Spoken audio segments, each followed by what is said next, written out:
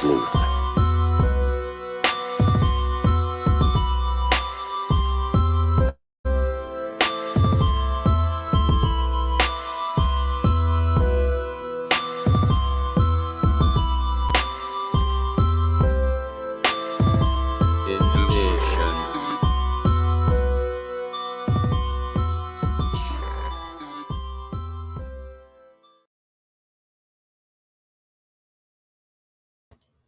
What is up, everybody? Welcome to another Sleuth Intuition Live. Today we are going to be taking calls and hanging out, bringing awareness to the case. Um, I guess grinding an axe, picking a bone.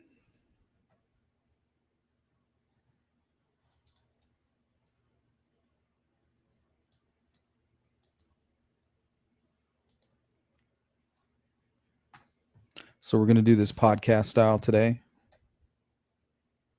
Let me go ahead and post the number or the link.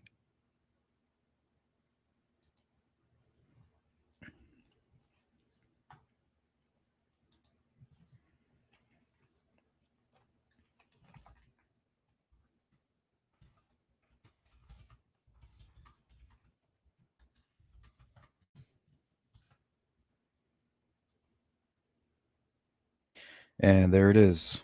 So if you want to call in and discuss the Delphi case today, that's what we're doing. I have no content. I have nothing. It's going to be all open discussion. Some things I wanted to talk about were the day before and the morning of.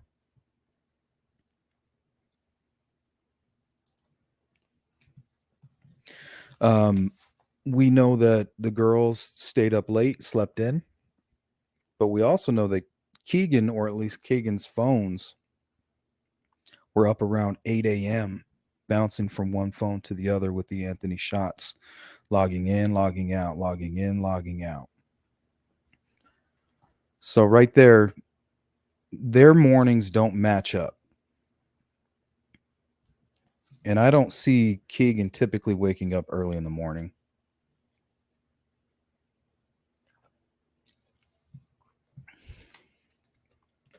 So I'm wondering, while Keegan's sleeping in, somebody is gaining the password and the information to the Anthony shots. I wonder if that's what was going on.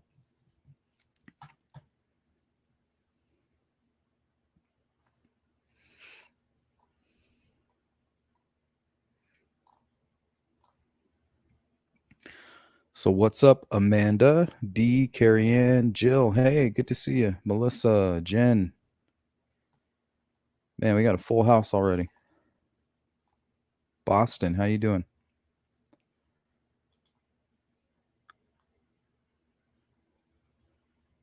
Stas says, I still think it was a random serial killer. Controlled them with a gun. No defensive wounds because hands were bound. Completely unrelated to the Anthony Shots information. That reminds me of the Thomas Bruce theory, made popular by the late Michael Catt, rest in peace. Yeah, so if the Anthony Shots is just a coincidence and I guess circumstantial, I mean, that would make sense.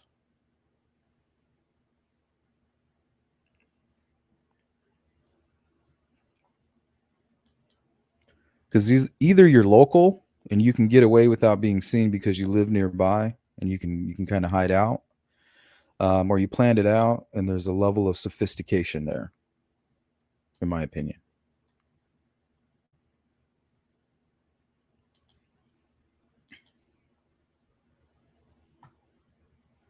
Red, what's up?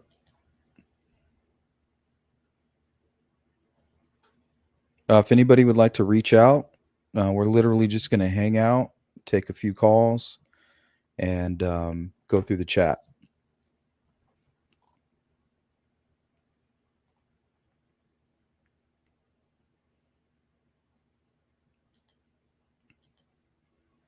Oh, that's horrible, Jules. I hope you feel better.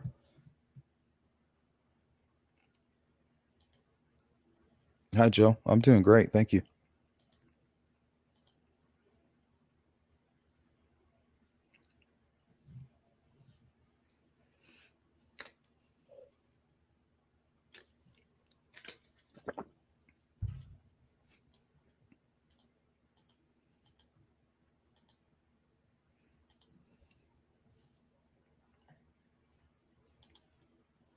Bridge burner. Purdue. How you doing?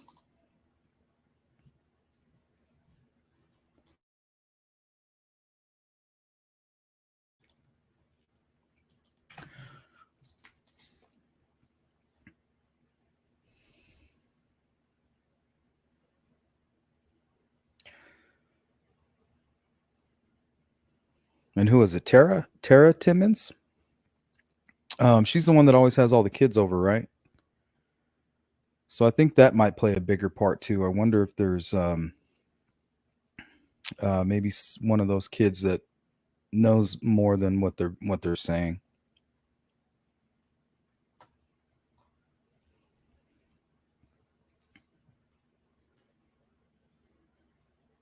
So you got Keegan Klein's phone has activity at 8 a.m. on the 13th. The girls slept in because they were up late and they slept in. So they're not on the same schedule as whatever's going on over here with Keegan's phones.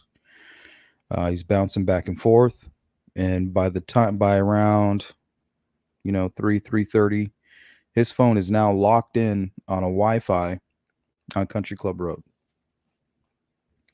So if you put that together early in the morning, we know Keegan's not going to be up. He's passed out still, right?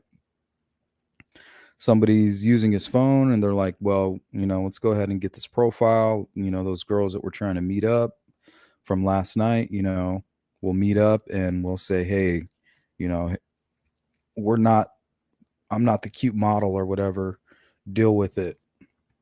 And that could have been the altercation. So it kind of leads me to think that that could be the arguing couple, but then the arguing couple may not even exist. So I wanted to talk a little bit about that. If somebody can verify where that information originated, the original source of that information, that'd be great.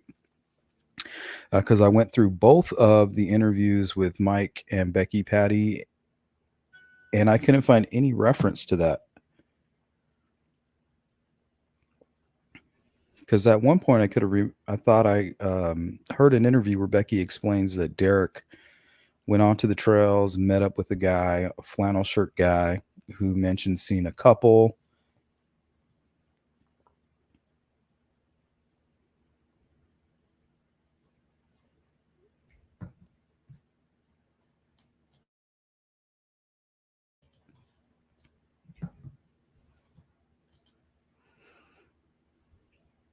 Keegan was into acid, PCP, mushrooms, and marijuana. At least that he admits to.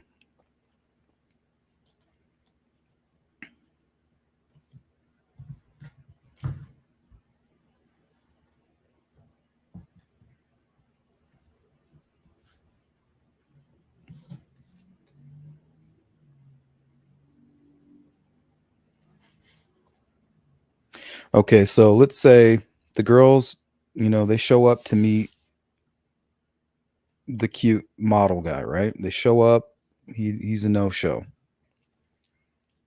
Now at this point they're just hanging out. When the killers show up,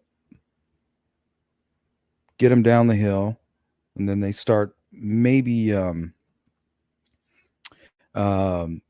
pulling that whole incel crap that we were watching the other day on one of my live streams. Oh, you think you deserve a model? What? I'm not good enough for you type of crap. That could be the argument. I wonder if that's the type of argument that was being heard down there.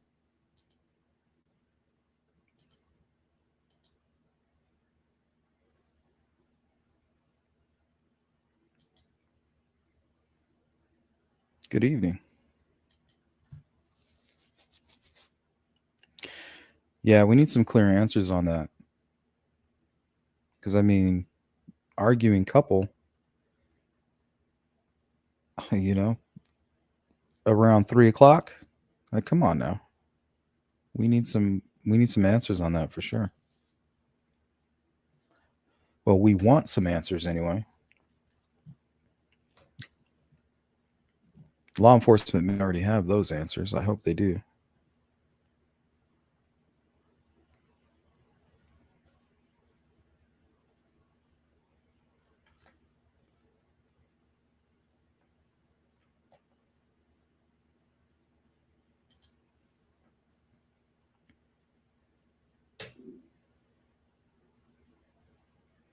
Yeah, for sure.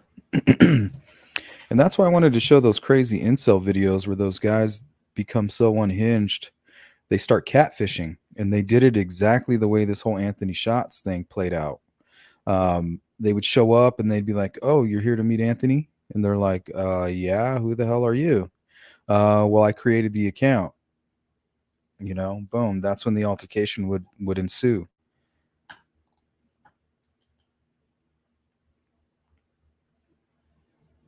"Oh, you wouldn't have talked to me unless I had a model's picture. You think you're good enough for this model. Back and then comes the back and forth.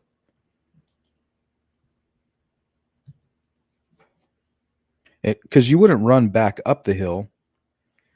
Um, so we know these narcissistic sociopaths are very charming. Um, the dark triad, those types of people, these sadistic people, they're extremely charming. So whatever it took them, and we don't know for sure, regardless of what we've heard, we have not heard the audio. All we have is guys down the hill, right? So we really don't know what took place on that. There could be something on there that could completely sway everything, just like every little piece of information that comes out on this case, So it's extremely strange.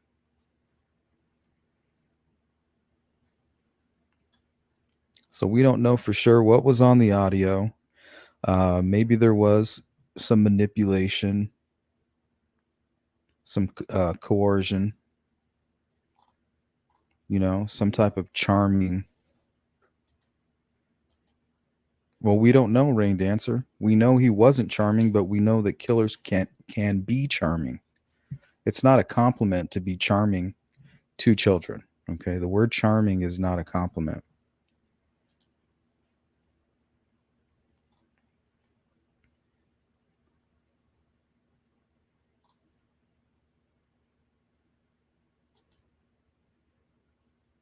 Exactly. So these people that are desperate to perpetrate these crimes, in order to get what they want, they have to be charming.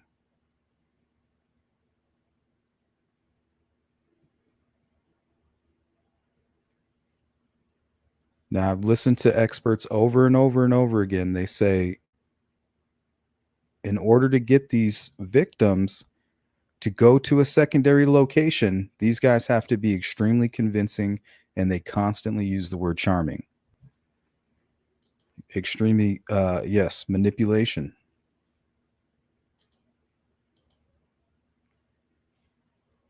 In any way. I mean, apparently he was, well, maybe Keegan was before this killer came and took over the account.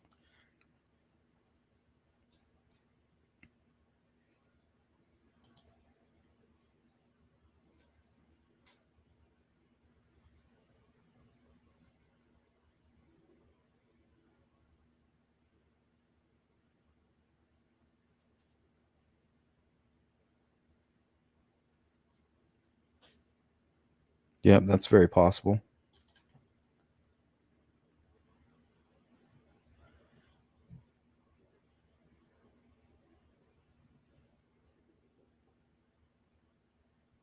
Yes, Birdman, I agree. They may have made a deal. That's why they kept changing the court dates and all this different stuff. So hopefully hopefully they will announce that. All they need is Keegan to point at somebody in the courtroom, be like, "Yeah, I was with these guys that morning." They took me to my friend's house so we can get some drugs. I showed them, my Anthony Shots account. I told them, these girls were trying to meet me. I got high, stayed here at Country Club Road while they went and committed the crime.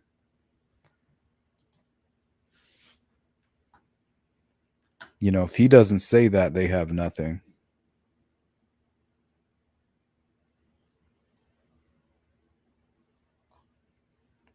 Oh, thank you, Lola. 15 more minutes left on the clock, and I'll be back. All righty, Lola. What's up, Amy? Amy says, "Hey, Sleuth, can you give a quick rundown on the ski mask incident? I hear about it on several channels, but never heard who was the victim. A friend of Livy's and where it happened." Yes, it was a friend of Libby's. Um, so basically, the friend that introduced Libby to the Anthony Shots account is the same family member that reported the ski mask incident just a week after the murders. And that's where they found Anthony Shots. They didn't find the information through police work or good detective work. It was this person said, "Hey, I was talking to Anthony Shots. I told him to meet me, at my house. And by the time I came home, somebody in a ski mask who did not appear to be Anthony Shots was looking in my window." And this happened on the 20th. So she reported it. There was a report made. And then it's my assumption that during that interview, she was like, "Yes. And by the way, I find it strange because Anthony Shots was also talking to Liberty, you know?" And then they're like, boom, that's it. And then also the ski mask incident happens on the 20th. And what's very strange is that the very next day is when Keegan and his father go to Las Vegas. The very next day, they're gone. Boom. The day after the ski mask incident. So now, were they silencing a witness? Were they closing loose, tying up loose ends? Or were they trying to gain more footage or more product, possibly to move in Las Vegas? I don't know how that game works. I know that there is a dark web. We all seen the movie 8mm. We all know, there's stuff that goes on. Thank you, Teresa.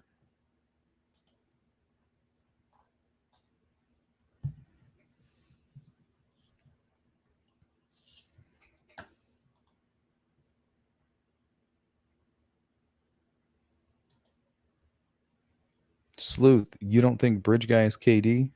Who's KD? Keaton Duger?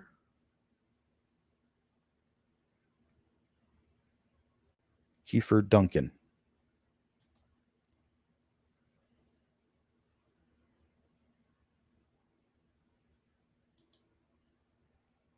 Yeah, I mean, this case reeks of corruption.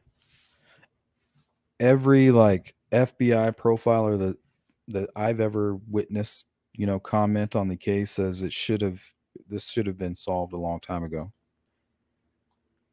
It's like they don't want to come out and say that there was mistakes made, but they allude to it.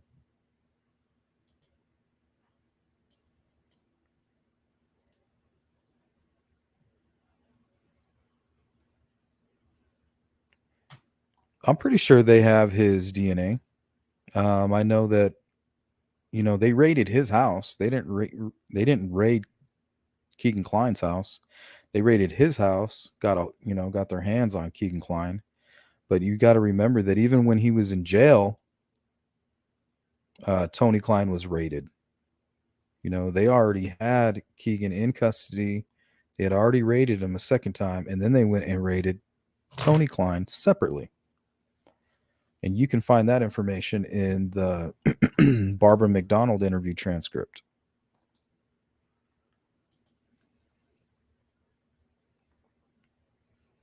I don't know who that was in a ski mask. For some reason, I see TK and maybe a buddy of his, like sitting around, just being up to no good. Being like, yeah, you want to see some messed up stuff? Pulled up his son's phone. Like, look at all this crazy stuff he's into or whatever.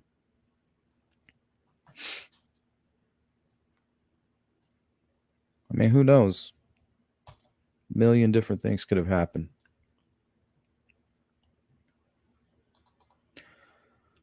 I hope not.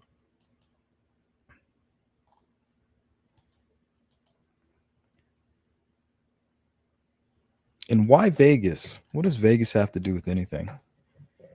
And then the rumors early on about the vehicle that they're looking for, or a vehicle that was spotted, um, vehicle in question had Nevada plates. Like, what's up with that rumor? Where'd that come from? And I remember hearing that rumor before Las Vegas was ever mentioned,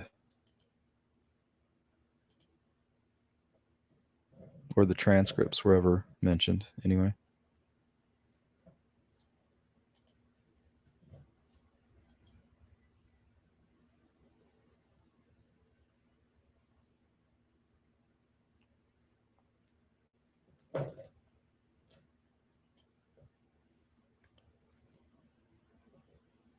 No, Willow, that's a separate case. So there's actually another case where a guy in a ski mask was looking in a family's window while they were watching television. I think that was in Galveston, if I'm not mistaken. But yeah, they chased him down, and he was reported to be about 6 foot tall, skinny,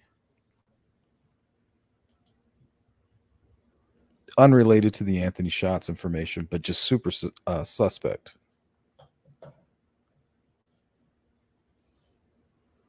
No, I don't think so, Lola. And if you notice, we haven't heard anything from Keegan's father either. He seems to have disappeared. So I wonder if he went on the run. Does anybody know? Or is he just laying low?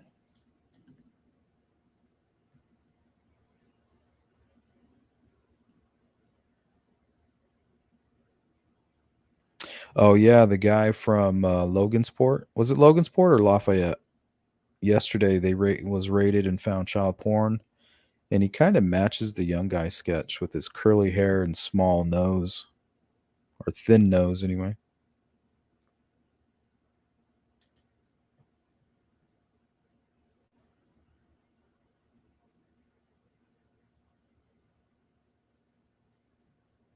Yeah, I agree with that.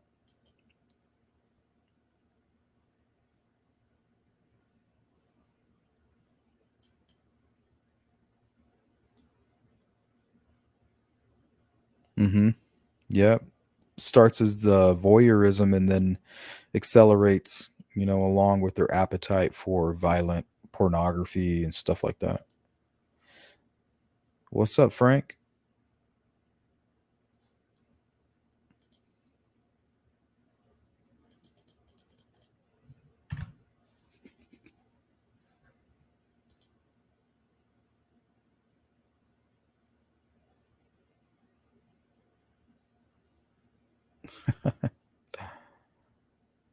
I don't know, man.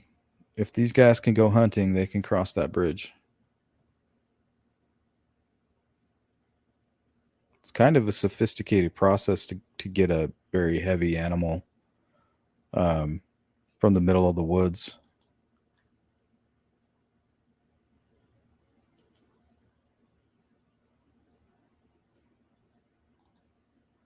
Yeah, they're all mixed in there. There's another story of a guy um, who attacked a lady in a ski mask. It's all twisted up, but law enforcement originally thought he was trying to take the dogs, not the children, attack the dogs or steal the dogs or something.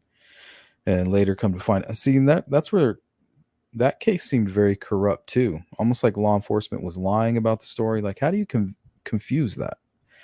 They reported, hey, a guy in a ski mask shows up. Our dogs literally attacked the guy. and he was talking to my children. Yeah, it's a strange case. I covered that a while back.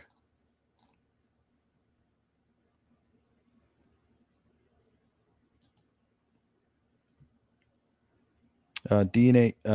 Dave says DNA is going to be crucial in catching BG, and even with DNA, if separate a suspect from the searches, it will be even more difficult. Yeah, we've talked about the um, potentially contaminated crime scene. Words from Kim Riley saying it's been extremely difficult because of the search. People urinating, cigarette butts, spitting, stuff like that. 1.8. I don't know what that means. Yes, there's trails on both sides of the bridge.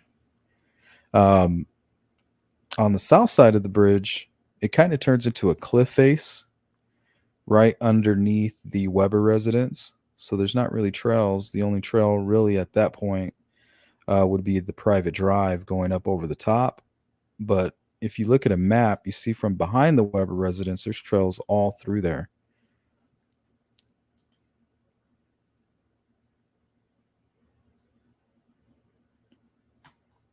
Yeah, that's a good question. There was a rumor that somebody touched one of the girls to see if she was breathing. It's another rumor.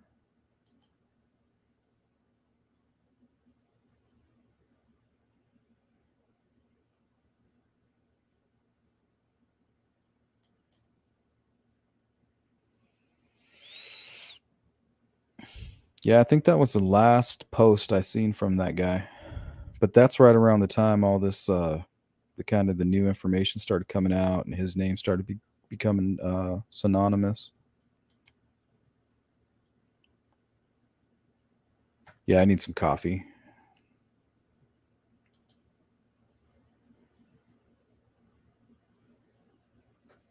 And what's strange is they don't have a match to this DNA. So we don't know if it's matching all the points. We don't know if this is just a young killer. That's my theory. No DNA match equals young killer.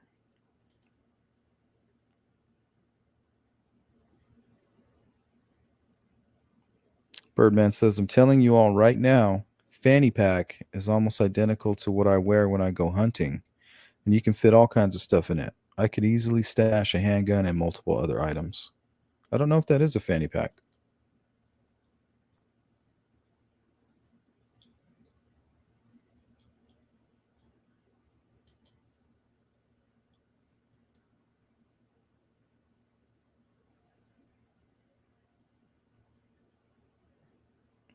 Yeah, I agree with that. I spend more attention on the audio, well, actually more the video and audio, but mainly the video than I do on anything else. Especially when I hit a brick wall, I'll just go and I'll look at that, try to look at it in different ways.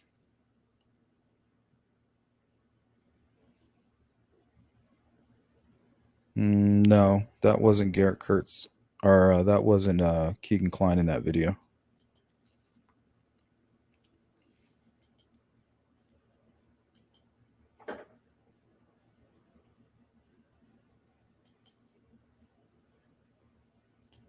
What's up, Deb?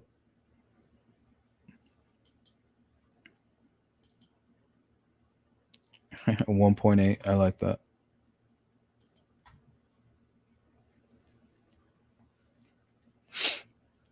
What does he need an alibi for?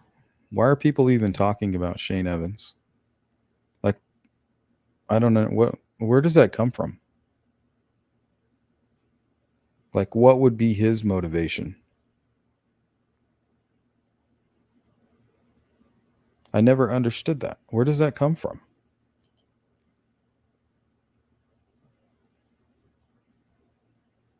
I'm just curious.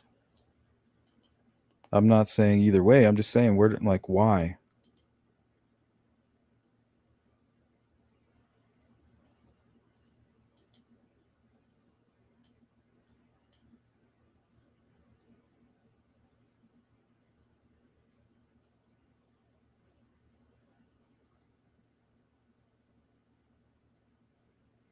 Yeah, the sentencing's way too light, and they're almost guaranteed to reoffend.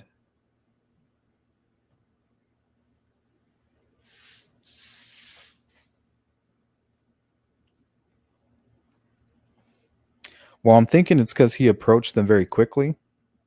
At first, it's like, oh man, that guy's coming. What should we do?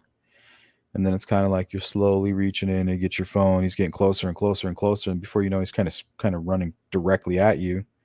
You know, by the time you have your phone out, you focused in, you're looking, he's already kind of getting closer, and you're being forced back and down.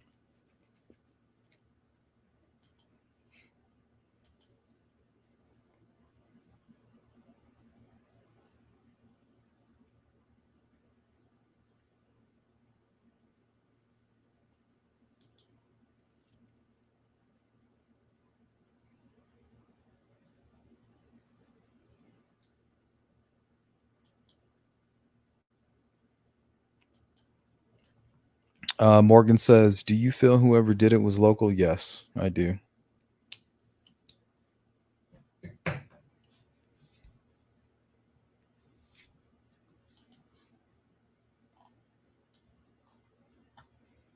I would say local in the same way that like Keegan Klein is local.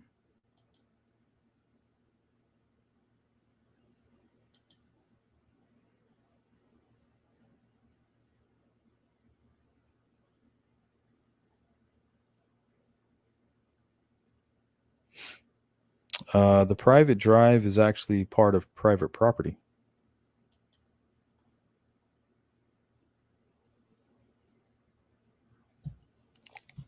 Yeah, that's what law enforcement refers to it as, a shirt tail. I'm starting to think it's more of a some type of holster.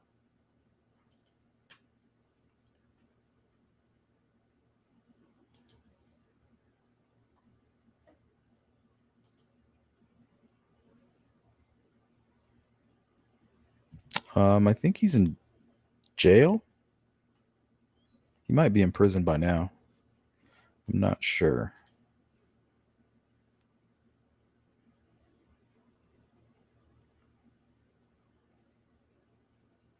Yeah, they got to get rid of that alibi. But at the same time, I think Keegan might be guilty after the fact, like an accessory after the fact. You know what I mean? Like they came back, they were all covered in blood and stuff, and he was like, "What'd you guys do?" And they were like, "Well, you know, it got out of hand. Those girls, you know, that said they wanted to meet with you, like we went down there, and this happened." So he knows it may not even be his dad. You know, might just be some of his friends or associates. It just seems strange that at 8 a.m., you know, they explain in the transcript that his phones were logging in and out of the damn Anthony shots from two separate phones. And I think it was Snapchat that actually gave them the information.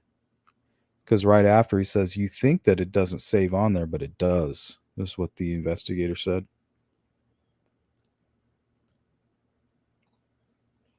So, I mean, why so early? Why are these guys up so early going in and out of the Anthony Shots account? It's like they're planning something. And after they get done planning what they're going to do, they wake up Keegan. You know, get up, man. What's up? Oh, we're going to go, you know, we're going to go get some weed over at Country Club Road. You know, they go over there and they pick up their other guy. You know, we're going to go take care of something. Keegan, you stay here. We'll be right back.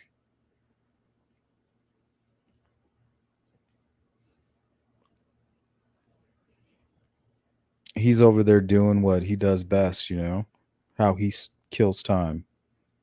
They said he was looking at pornography.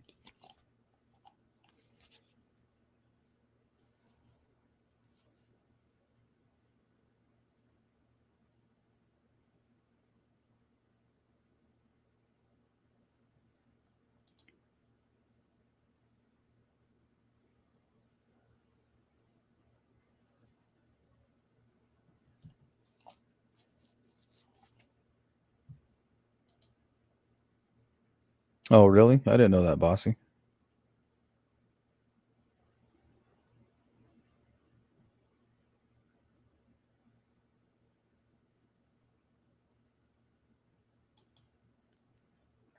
Yeah, I've been hearing a lot about Shane Evans recently. I just don't understand. Is it that people think he looks like the guy? I mean, I don't understand. Why would he was he even near the bridge? Like he's got to have like the biggest alibi out of anybody in the whole town. I mean,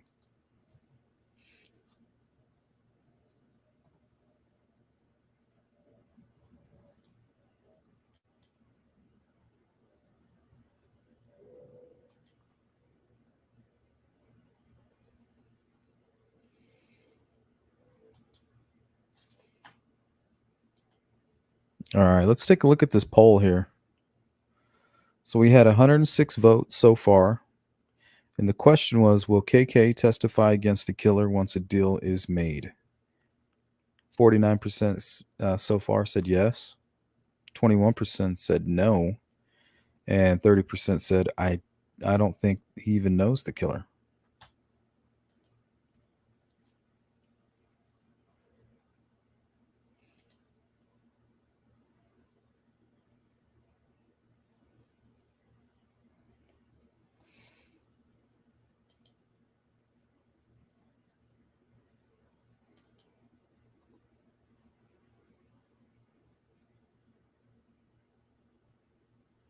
Was sweaty and nervous. That sounds like me all the time, except for the shaved beard part. Yes, grasping at straws. I mean, you got to put him there. The only thing that's suspicious about Shane Evans is he's related to Travis Evans, who was former law enforcement and now serving 55 years for child um, sexual assault.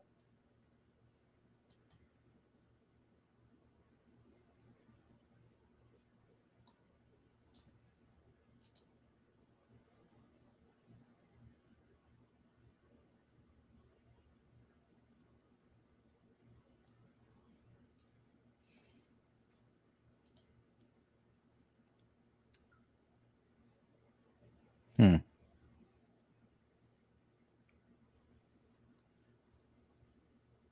I don't think law enforcement is watching TK. I think there's like somebody owns an old police car and they just park it by his house. It's not even in like a parking lot. It's like, I don't know, it's like backed into a parking space, like a public parking space.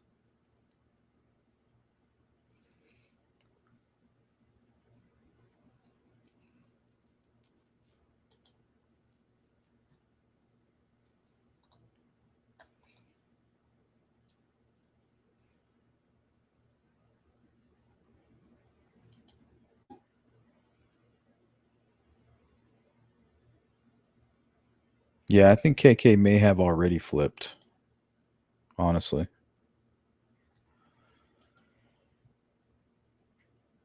Fingers crossed, anyway.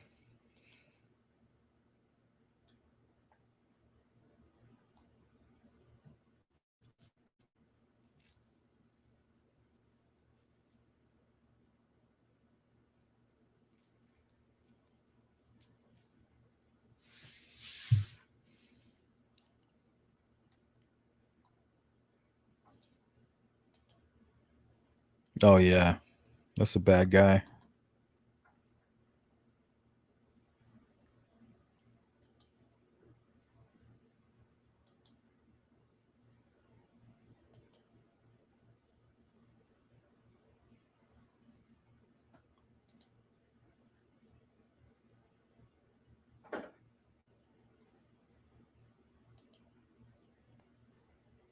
Which part, Willow?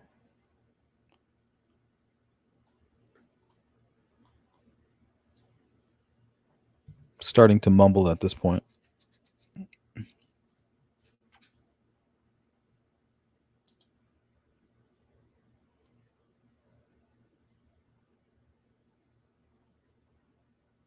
Yeah, it's everywhere. We just have a microscope over Indiana and Carroll County.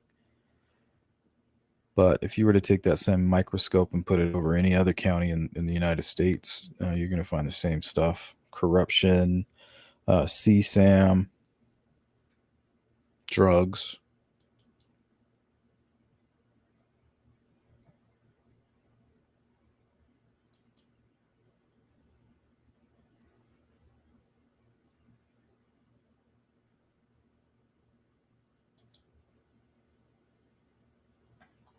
Yeah, I wonder if the FBI does undercover work on this kind of stuff.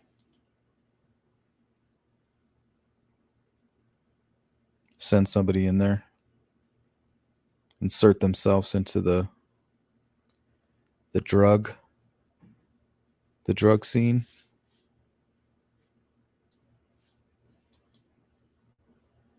I hope they're setting traps for this whoever's using this Anthony Shots profile, whoever this killer is.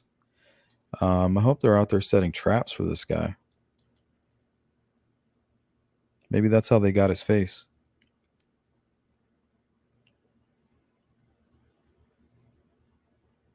Yep, the Amish theory. Couldn't find much on that. The hobo theory, railroad tracks being so close by the entrance of the trails.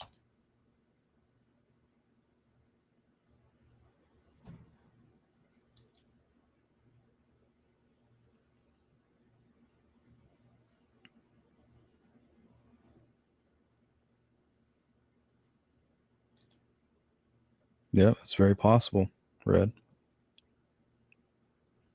He may be clueless.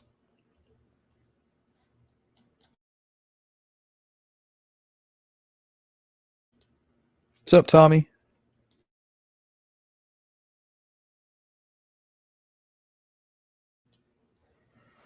What's up, Tommy?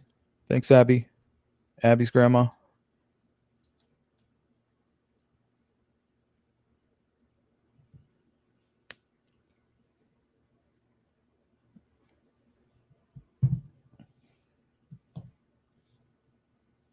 Hmm.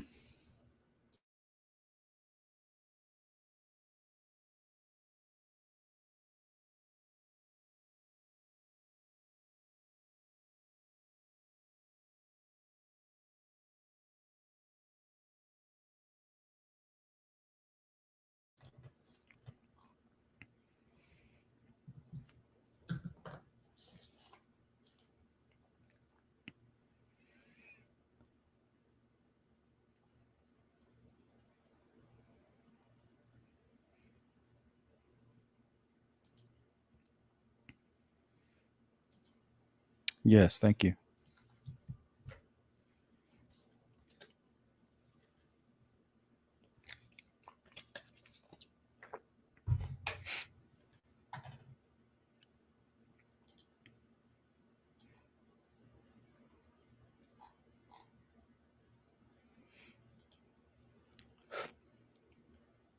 We'll probably spend another 15 minutes on this live stream. So if anybody is interested in calling in, even to make a comment, to pick a bone, to discuss anything pertaining to the Delphi double homicide, feel free to use the link. If not, we're just hanging out in chat here for a little while longer.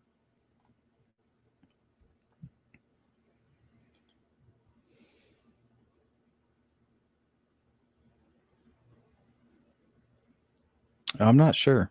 I know eventually they came out with the UBO information. So I'm not sure if that was just some more of Keegan's activities or something separate.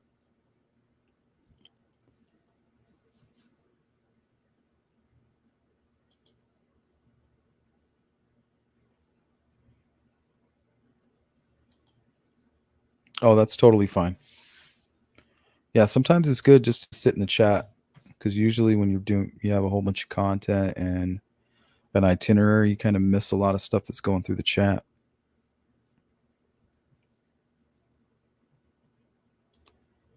Sup, Jim?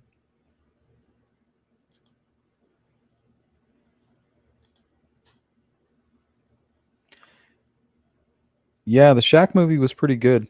I mean, the beginning was really sad. And then it kind of got into like some kind of, it kind of got a little strange.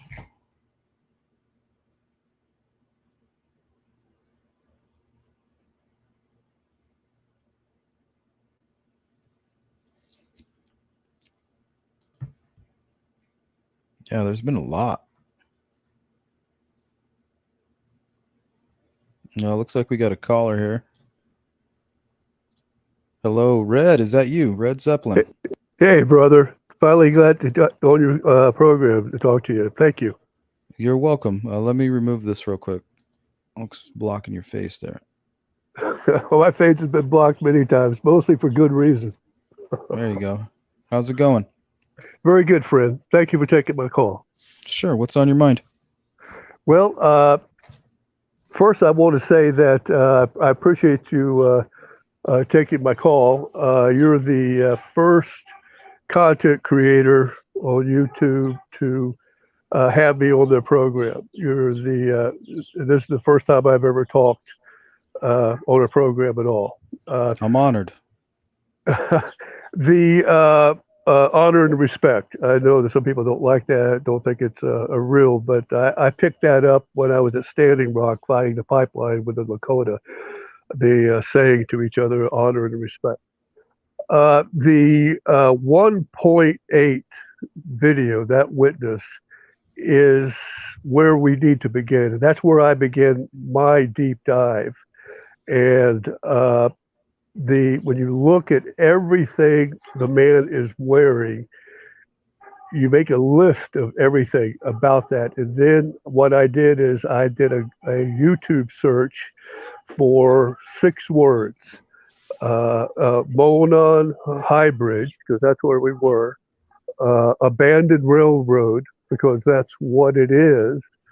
And then I put, I made a list of everything that could be a profession that could train someone to be capable to walk across a railroad, to be not afraid of heights, and to be able to be that guy who could walk across that bridge with their hands stuck in their pockets and do so confidently.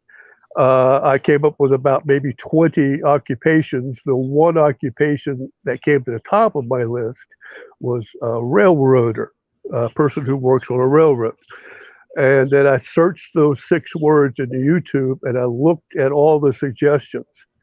One of the first 10 suggestions was a channel called Up Car Knocker.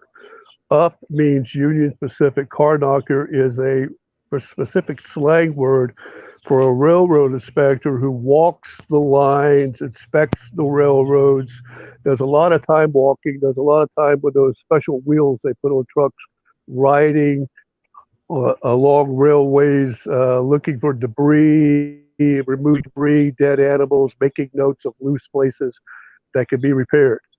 I did a deep dive into that guy, that one channel. Then I heard his voice. He had about 10 programs up, videos on his Up Car Knocker channel about old railroads, abandoned railroads. Each one would be about 10 minutes long. But and then we also found through my videos, I found another 5 people who thought that I might be onto something, and we all started doing a deep dive into this guy.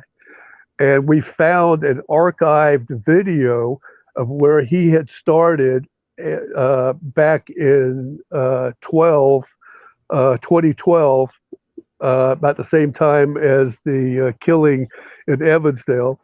He had started a series. He never finished it, but it was from his desk in his basement, where he set up a camera and he sat at his desk and he talked about the name of the first program, and it was the last program, and he deleted it, but we found it on this archive channel that archives old programs.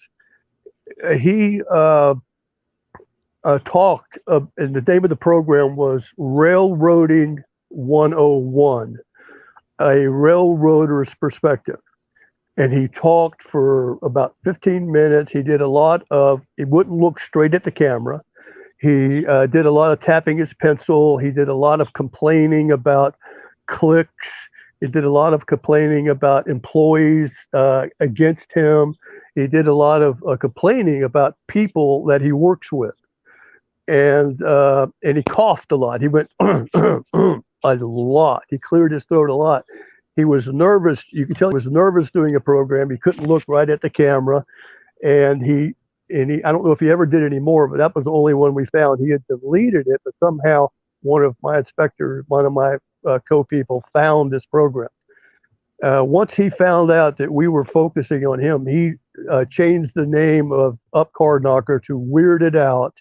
He deleted all of his videos, and he went dark on Facebook and on YouTube about that point.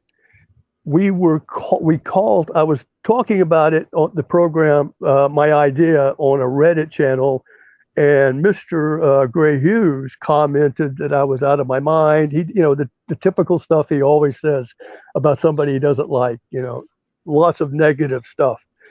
And I responded, of course, to him with honor and respect. And but one of my people said, "Hey, that reminds me, he did a call-in program right after the headline news special on the 5th anniversary, going over the investigation." And they said a guy called in who had that same clearing the throat and sounded almost exactly like Up Car Knocker. Now, we know from our investigation the full name of that guy. I'm just going to say his first name. His name is Ryan. The guy that called in said his name was Ryan from Ohio, and he had an Ohio area code, which you can get an Ohio area code if you go to Ohio and you buy a phone, and it'll come with an area code for Ohio. Whether you live in Hawaii or you live in Indiana, you can use your phone anywhere, but it will always say 503. And that's how Gray introduced him. Hello, 503. That's his little stick. And I went back and I listened to that, and I just got goosebumps. And I had a friend of mine who is a retired district attorney who's been following my hunches here and following my investigation. And he said that was what triggered it for him, that this was the guy, because the questions he asked were specific to a person who had done the crime, trying to get out of Gray what Gray's hypothesis was, what Gray's guess was. And can I tell you something? Yeah. I watched that live. Sometimes I'll check out some of Gray's shows in and out, and I actually stepped right into his live stream right when they were talking about the blood. That the DNA. It was right in the first 45 minutes of the program. It was about a 3-hour program. He made a comment, something along the lines of, the DNA may be diluted with the killer's blood or something along those lines. Right? I sent you a link. I posted in the comment section, and it's just that man's comments. It's just his voice, and it's only about 4 minutes long. There's nothing on there that's obscene. There's nothing on there except the caller's words. And I would love for you to play that and listen. Now, what I'd like for you to ask me any questions. Why do I feel this way, or why it couldn't be a client? Yeah, sure. Go ahead. Have you tipped this in? What's that? Oh, I tipped this in when I first found Up Car Knocker. Before I did a deep dive into who that guy was, I did a tip to back in January. I started investigating this intently on December the 26th. I waited till after the holidays, and then I tipped it into the FBI and the Indiana State Police. I got no reply. I tipped it again in February when we had gotten more information about Ryan from Indiana. And then Um, again, every time there's just been nothing. I think that when this gets to the desk of somebody who works for Doug Carter is in charge of this program. Doug Carter has come on many times. He inserted himself on February 14th. He inserted himself in this case as he's the top guy. He'll be the guy who talks on camera. He'll be the guy who goes on the TV shows, and he'll be the guy. And and he has since February 14th insisted that this man is local and this man is a sexually motivated person. We've seen in the comments in Up North Car Knockers, all of his programs before he deleted it, his comments and the people he followed him's comments were, it's a it's like a damn shame that they're tearing up these roadways and making trailways. He's very upset at communities who have, every community in the Midwest well, owes that his brings me, yeah, that yeah, brings me to my next questions. I actually motivation. have a few. Yeah, How long was he knocking on cars? How long was he doing that? he's been doing this since high school. He doesn't have a high school diploma, and the How old railroad is will he? take you without a He's high school 40s? diploma. What's that? Is he in his 40s? He's probably just under 40 now. He was in 30s. 2012. He was in his probably late 20s, and 2017 he was 5 years older, and he is always and only worked in either for a railroad company or a company subcontracted out to do railroading work. Sometimes they won't. They'll take subcontractors out to do, especially the rail inspections. All right, second of three questions here. Yeah, yeah. And maybe the chat can help with this one. When was the last time the Monon High Bridge was serviced? Do we Was know? service? Was service? Yeah. Mm-hmm. Well, it had inspections. I don't know. I would have to talk to the railroad, and I'm hesitant to talk to the railroad because if I tell them I think that one of their employees could be involved, I don't think they want to be associated with answering my question. I think it's But a common knowledge question. I heard it answered before. I know it was dismantled in the 90s. But dismantled. yeah. Well, it was last used in 1980 in 1987, Okay, so and then 87. the rails probably were pulled up for scrap. You could make money from selling the rails. The So bridge was he would have been what, a young teenager?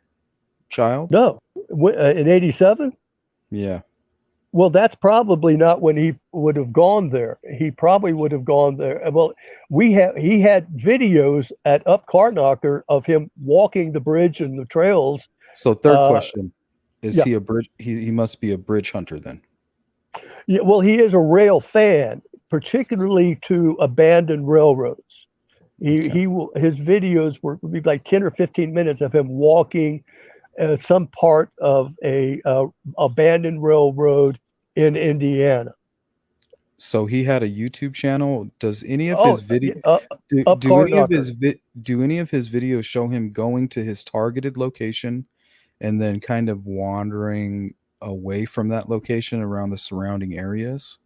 There's he had what when we found his video channel this January, very early. Well, I found it in the very end of December, and when other people we all started looking at it, some of us left comments, and then he freaked out and he deleted all of his videos. We fail to record his videos. I'm sure somebody has recorded his videos where he just shows the camera, he walks and he talks for 10 minutes, and he goes off the railway, he goes around places. He in 2012 he eliminated all but 10 videos. He went back to his channel and eliminated anything that might look directly like. We believe he was involved with the Evandale. He is the killer of Lyric and Elizabeth. Before we get into Evansdale. that, I have two more questions. That's the Please, final please question will be ask me any Evansdale, question. because Yeah. I'm very interested in that case. But there's one thing that when you first called in, popped right in my head. You played a Okay. video with this gentleman, I believe, where he was singing kind of like a bluesy tune, and he seems like he was kind of freestyling it. And he mentioned walking out on the bridge and, you know, hurting somebody or grabbing somebody. Is that the same guy? No, Oh, okay. no. This guy is very calm. He sounds exactly in his videos and in his instructional video on how to be a railroad. Sounds exactly like Ryan from Ohio who calls in. Now it's about 3 minutes. I would love for you to listen to it. If you don't want to listen to it live, listen to it off the air. But I've listened then to it. I'll think you'll want to play it live and I talk think about it's it. interesting, but at the same time, when you look at the grand scheme of it all, like the Uh huh. mathematics that are involved, the odds of somebody sounding kind of similar, having that name Ryan from such a large populated area. I mean, Yeah. it may not be even him, It you know? might not be. All he has to do is walk down to any detective office and take a lie detector test, or allow himself to have an interview or have a DNA test, and he's clear to me. Well, you But still got some work to I'm do convinced because you. I'm convinced he's the killer of Abigail, and he's the Mm, killer of Liberty, and he's the killer of Lyric, and he's the killer of Elizabeth, and I'm pretty convinced he's plans to do it again. final question for you, Red. Yes, sir. Um, can you place him at any of these locations on the day No, of? I don't have. I'm not able to investigate his daily operation now. Uh-uh. No, I mean, I am able to place him on abandoned railroads, concerned and upset that they're being torn up and not preserved, and being upset at the communities and bitching about it, showing a motivation that he would. And I think his motivation is not sexual. His motivation is power and revenge. it's a good theory, but I mean, I wouldn't go as far as saying Well, he here's the other he's thing. the killer. You don't know. You haven't studied his Facebook post, his wife's Facebook post. You haven't studied him and to have all the information about his family, about him being separated from his family, his Have you mother talked to him? raised. You don't have all of that we've done for months. Why don't you give him a call and ask him like where he was on the 13th? Uh, I, he has and I have confronted each other online. Uh, I don't. I would not expect him to give me a straight answer. I've told him. He's told me that he's going to report me to the police, but he never has. And I've told, and I've uh, if you, I don't know if that's productive. I don't think he's going to go like, yeah, I did it, and I don't think he has any. I don't think he has any reason to want to answer my questions. What he wants to do is get on, which he did last week. He went back on Gray's use program and spent 10 minutes with Gray calling me names. So Hmm. what's what he wants to do. If it is him, But I what mean, he it's wants, easy. Like but recently, some people that I used to consider my friends made a video with my real name, accusing me of killing Abby and Libby. yeah, See, it would be really simple for me. I have a pay stub and I have um, like documents that I could just grab very quickly to prove where I was. yeah. So if you confronted him and if he's aware of you accusing him online, maybe he would have an opportunity to produce documents Well, he similar to first that. off, first off, he has that opportunity now. He has always had the opportunity to He call doesn't owe Gray it up though. and say, here's my piece of paper, or he's had the opportunity to call a detective and say, here's my piece of paper. Tell this guy to shut up. If I Sleuth, if I called him, I don't know if that would be productive. If I thought it would be productive, I would. I Same with don't you, think man. he'd be honest with me. If you saw all the information that I had, and I'll send you a lot of the stuff that we probably shouldn't put Well, on the air I'm about his not family. interested until you can put him at the crime scene. That's when he becomes interesting to me. Okay, okay, Or all right. Even in Delphi, or even close to Delphi. I just told you that he loves the abandoned bridges. I just told you he is a rail car. I just told you that he sounds just like the guy who called in to ask questions to Gray about the DNA and about the knife, Could be the and same guy. so I think Up Carknocker and Ryan are the same guy, and Up Carknocker looks exactly exactly like the bridge guy, the guy in the video. No difference. Looks exactly like him 100%.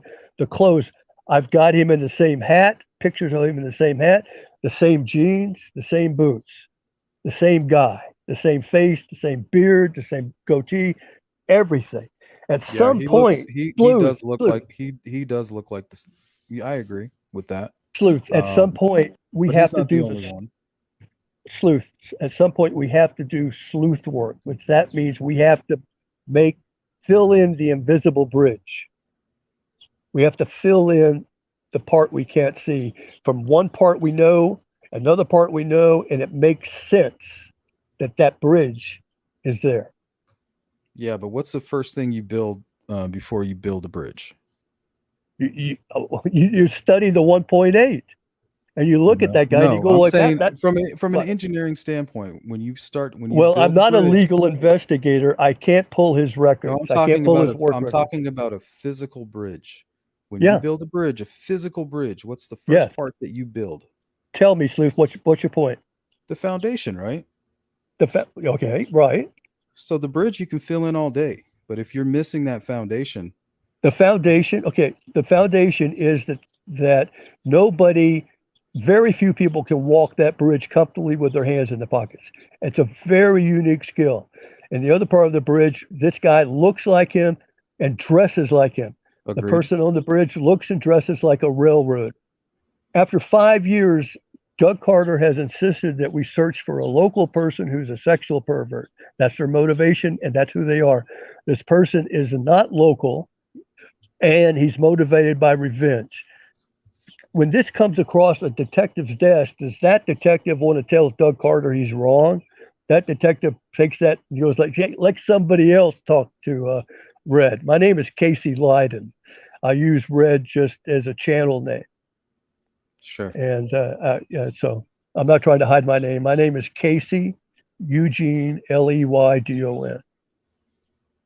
Nice to meet you. Listen, nice to meet you. I appreciate that you've listened and not called me names. I appreciate No, that. my, I give you honor and respect. I'd like to yeah, talk to you again. Okay. well, I love and respect you, but I Thank you, also Brent. hope that if you want to make it a real, I guess, person of interest, you got to put him there at that location, somewhere near that location. Or what I thought I just did. I thought you I you just did. you put the possibility and the likelihood of him being at a similar location. But if you take those same things that would put him at Delphi, that could put him at many different locations in the surrounding area. Why Delphi? Why? Because that year it was big news that they were tearing down everything to make that a trail. It was big news. It was big news that year that CSX was going to sell the railroad to a community Mhm. program, a community project, 2016. which Yep, I'm aware of that. so that was big news. It was True. also big news in 2012 that That's that was part of same the thing was McCain conspiracy as well. what's that? It's part of the McCain conspiracy as well. That McCain, no, it's not. The McCain conspiracy, we're doing this for money. This guy was doing this because he was pissed off that communities were ignoring the very thing that built those towns. Every Midwestern town owes its existence to the railroad. And this guy has a specific link to the railroad. He was born in Griffith, Indiana. He's from a railroading family. He's had a railroading job since high school. He still has a railroading job. All his identity is I'm a railroad.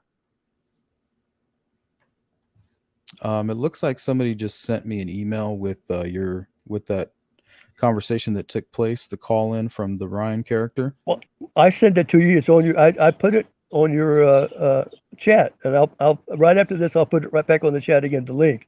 I edited everything out from gray, and you just have this man talking.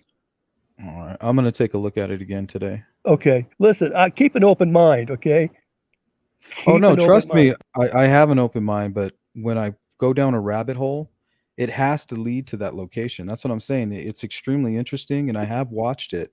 I might act like I'm not familiar with your content and all of this and that, but I have seen it. It's very compelling.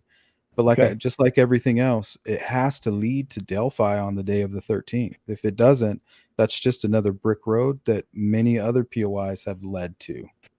You know what I mean? Well, here's the big test. I just want to leave you with this.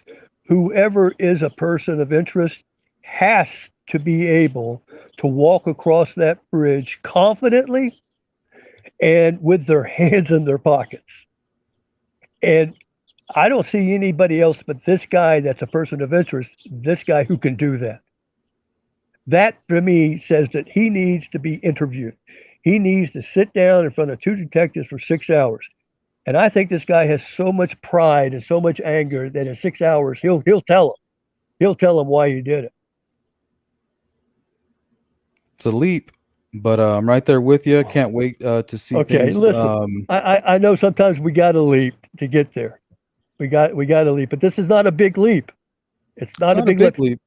leap. Look at the I've seen questions he bigger. asked. I've seen Look at bigger. the tells. He also gives us a lot of tells. The way he walks across that bridge with his legs up, he pulls his knees up high because he's used to walking across railroads safely and across railroad tracks, across gravel. He can't drag his feet. He has to lift his knees and poke his feet up. Look at the study it a little bit. Start at the beginning. That's how I found it. I didn't go look for a railroad guy. I looked for a guy who fit the 1.8 video. And then I searched for 6 words on YouTube, and there he was. And then How? I've been diving into him. Okay, all right. I know I'm fervent about That's this. okay. I do got one more question for you.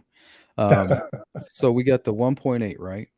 Yeah, And I think it takes about what, 4 to 6 minutes to cross that bridge. that's right. So what if the first 4 or 5 minutes what if he doesn't look comfortable on the bridge? What if he's kind of struggling? What if he's looking around? What if he doesn't really We get we can only comfortable we until then? right. We can only build off of 1.8 seconds. It's not a lot though, right? Well, then you're saying ignore that video. You No, I'm can't saying ignore that video. use it to identify, use it to find clues like what type of clothing was he wearing. Right. Um, This guy, he I takes have three pictures of him steps, in but that I hat, wouldn't hold on. in those I just jeans, wouldn't in those the boots. part that I wouldn't say is he's completely confident on that bridge. I wouldn't go that far. Okay, I can. I can. That. Yep. Oh, well, listen, thanks a lot. You take care. And if I'd love to talk to you again. You can look at my Sure, stuff, Red. come up some more questions. And I have a lot of respect for you taking my call. Thank you. I really appreciate you calling in. Talk to you again soon. Thanks. Promise. Bye. Honor and respect. Later, bro.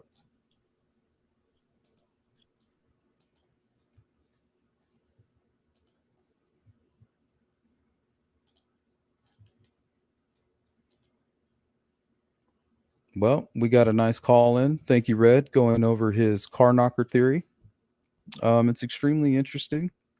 A lot of holes, in my opinion. But yeah, extremely compelling. Um, yeah, I think the first step in building a bridge is that foundation. I think that foundation needs to be the person either in or near Delphi um, on the day of the murders.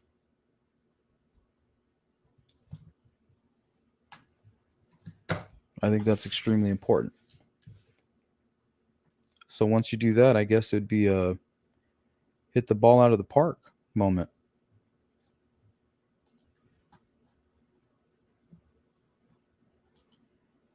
Yeah, thanks again, Red, for calling in. I appreciate it. Um, and we'll do it again soon. Let me look into it a little bit more, and maybe I'll have some better questions for you. Those were just a few that I was able to write down as you were talking. I'll see if I can get some good ones for you. Yeah, just Pam. I would be a fool to say he wasn't, but to say that this is the guy on the bridge during that killed those girls, I wouldn't go that far. Only because I have spent a lot of time on the video and I have looked at those images and I agree with everything that he's saying. But I also know that it's extremely complex. It's not as simple as saying, hey, this guy looks like him. Because the person who's on that bridge doesn't look like that video. So if you're comparing anybody to what you see on that video, the person's face, the killer's face doesn't look like that. That's the reason why Sean Harmon thinks his dad, who has a strange kind of face with, dimples and a wide nose, that's why he thinks Bridge Guy looks like his dad, because he's taking what he sees on the image without understanding the complexity of it. Like, it's extremely pixelated. There's a lot going on with that image. That does not look like the killer. It is the killer, but it doesn't look like him.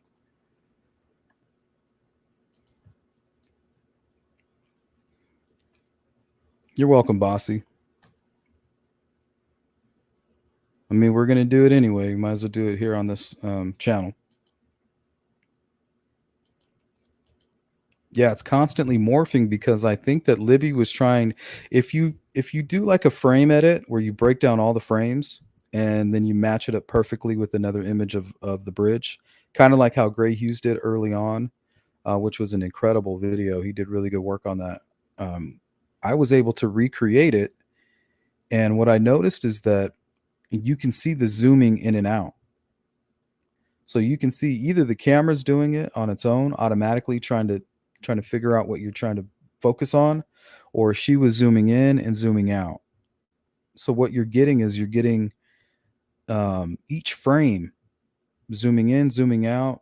So you have about 6 different faces of the bridge guy all in one big motion circle. Oh, it's a mess.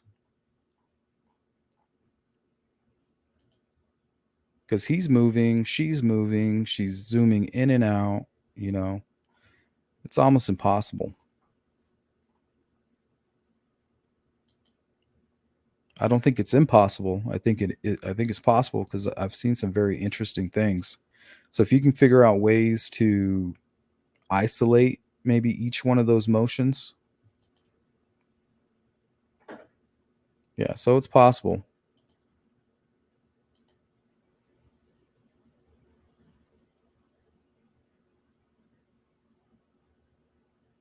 Yeah, he could have put his hands in his pockets just to hide his gun. He could have been like barely walking on the bridge. Because one thing I've noticed, when you get closer to the south end of the bridge, the southeast end, it's in much better condition. Like you can run across it. It's not missing. It's not missing as many ties. So he could have been, walking. Who knows? He could have fallen. He could have been scared. And then all of a sudden, when he gets to the southeast end, he's got his hands in his pockets and he's like, okay, it's go time.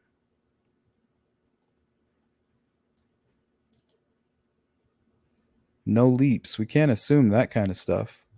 It's okay to speculate, theorize, and talk about it for sure. What if, and then eventually it leads to something that we can prove as a fact. Like stuff like the private drive,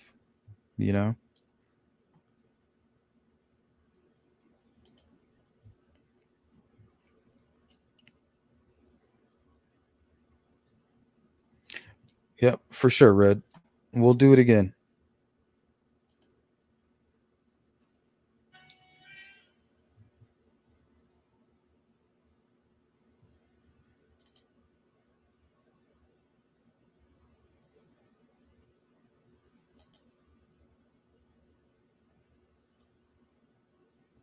Yep, you guys have all the information. We titled today's live stream "Perpetual Pressure Works" in quotation marks. That's what Doug Carter said. That's what we do on this channel. That's our contribution. perpetual pressure. So anybody out there that's watching and you're feeling that pressure, there's the number. Go collect your reward, and let's call it a day.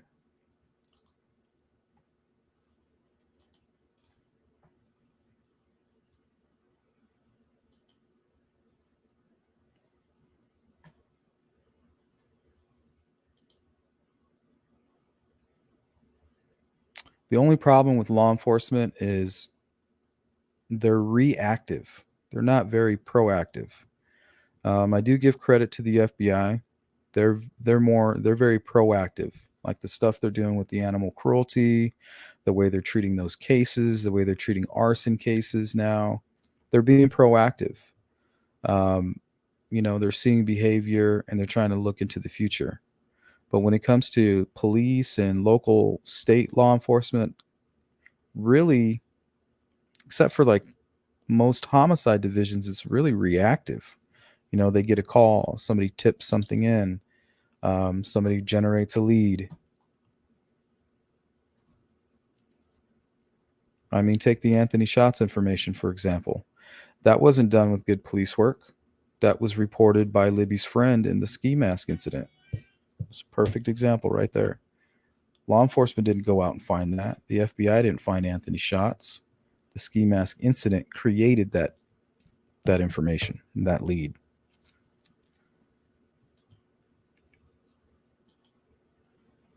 What's up, Aspen? How you doing? Well, we are going to go ahead and end the live stream right there. So I appreciate everybody. And the caller, Red, thank you so much. We'll look into your theory here at another time when I can gather up some questions. But feel free to call in at any point when the lines are open. So I appreciate it. All the members, keep an eye out in the community page. We will be scheduling a members meeting. And then everybody else, just stay safe. If you have any information or any strange stories that might relate to stuff I cover on my channel and you want me to cover it with you, shoot me an email and we'll take a look at it on the channel. So take care.